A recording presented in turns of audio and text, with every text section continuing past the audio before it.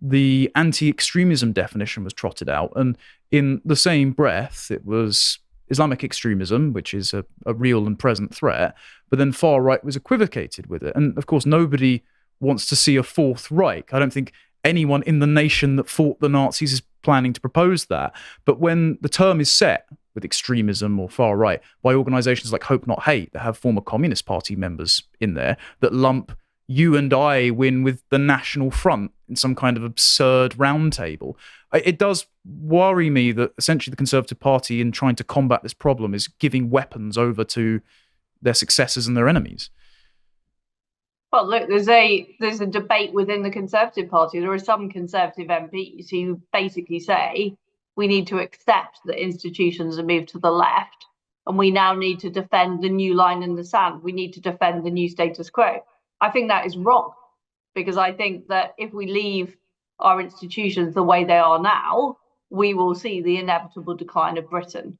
And I'm not prepared to stand by that. But of course, our enemies will try and smear us.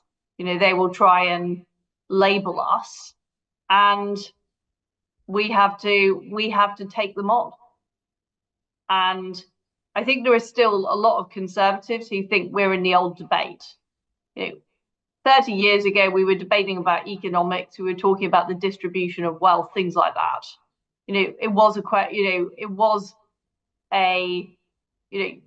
Some of those things could be compromised on, but you can't compromise on the idea of whether a man is a man or not. You can't compromise on terrorists.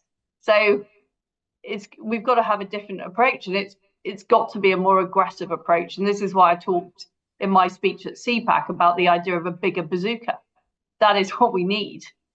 We need to be much more aggressive in our approach to the left and call them out for being evil.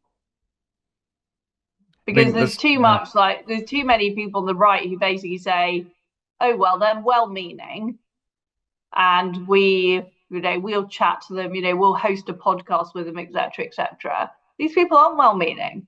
They want to destroy our society.